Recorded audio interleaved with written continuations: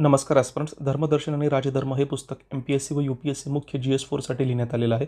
यामध्ये नीतिशास्त्र, सचोटी आणि अभियोग्यतेचा संपूर्ण सिलेबस कव्हर करण्यात आलेला आहे. या पुस्तकाच्या शॉर्ट ओव्हरव्ह्यू सिरीजमध्ये मी लेखक भूषण घोडके तुमचं स्वागत करतो. मित्रांनो, आपण विद्यार्थ्यांना एथिक्स, इंटिग्रिटी, ॲप्टिट्यूड यामध्ये तर मार्गदर्शन करतोच. त्याचबरोबर इतिहास, वैकल्पिक विषय असेल, GS1 मधला जो हिस्ट्रीचा मॉड्यूल आहे, करंट अफेअर्स असेल, उत्तरलेखन असेल आणि मेंटरशिप प्रोग्राम तो देखील आपण रन करत असतो. अधिक माहितीसाठी तुम्ही ह्या नंबरवर कॉन्टॅक्ट करू शकतात.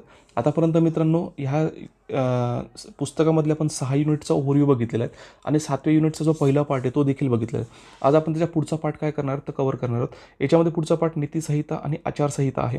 सुरुवातीला याच्यामध्ये मग नीतिसंहिता आणि आचारसंहिता याच्यामधला जो फरक आहे तो दिलेला आहे आणि त्याच्यानंतर अक्रॉस द वर्ल्ड नीतिसंहिते म्हणजे आचारसंहितेचे जे काही एक्झाम्पल्स आहेत ते एक्झाम्पल्स आपण काय केले आहेत याच्यामध्ये कव्हर केलेले आहेत.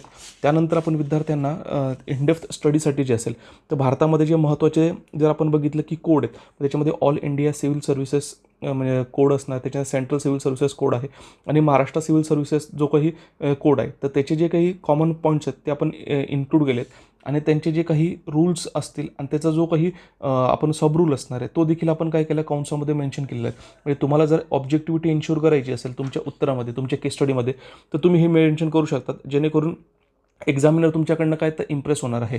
कारण केस स्टडी सॉल्व करत असताना ह्या कोड्सची माहिती असणे आपल्याला काय तर फार महत्त्वाचं ठरतं. हे तुम्ही इथून बघू शकतात.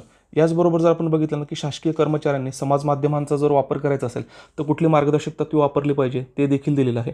त्याच्यानंतर महाराष्ट्राच्या संदर्भामध्ये मग महाराष्ट्र सरकारने सोशल मीडिया वापराबाबत काय सूचना दिलेल्या आहेत तो भाग देखील आपण कव्हर केला आहे.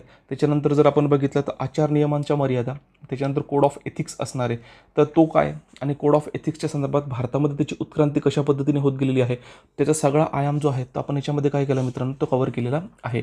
जेणेकरून तुम्हाला जे उत्तर आहे हे ऑब्जेक्टिव्हली काय तर त्या ठिकाणी लिहिता येईल. त्याच्यानंतर भारतामध्ये प्रशासनासाठी नैतिक चौकट कशी मग याच्यामध्ये मेंबर ऑफ पार्लमेंट्स असतील, त्याच्यानंतर मेंबर ऑफ लेजिस्लेटिव्ह असेंब्ली किंवा MLCs असतील, त्याचबरोबर मंत्री असतील, त्याच्यानंतर ज्युडिशरीचे मेंबर असतील, यांचे जे काही कोड ऑफ एथिक्स आहे किंवा कोड ऑफ कंडक्ट आहे ते देखील आपण याच्यामध्ये काय केलं तर एक्सप्लेन केलं. जेणेकरून जर त्यांच्या संदर्भात जर प्रश्न विचारला गेला तर तुम्हाला त्याचं देखील उत्तर हे लिहिता आलं पाहिजे. त्याच्यानंतर मग नागरिक सेवकांची जी काही सनद असेल, सिटिझन चार्टर, तो पार्ट आपण कव्हर केलेला आहे. भारतामध्ये त्याचं इव्होल्युशन कशा पद्धतीने झालेलं आहे, त्याचा म्हणजे विकास कशा पद्धतीने होतोय, त्याच्या संदर्भात असणारी जी काही टाईमलाईन आहे ते टाईमलाईन देखील आपण कव्हर केलेलं आहे. नागरी सनदेचे जे काही एक्झाम्पल्स आहेत ते आपण कव्हर केलेले आहेत. त्याचे फायदे काय, त्याचे आव्हान काय आणि त्याचा जो वे फॉरवर्ड आहे तो वे फॉरवर्ड आपण देखील कव्हर केलेला आहे.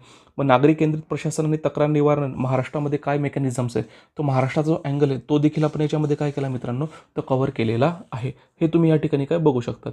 तर नेक्स्ट व्हिडिओमध्ये मित्रांनो आपण पुढील पार्ट बघूया.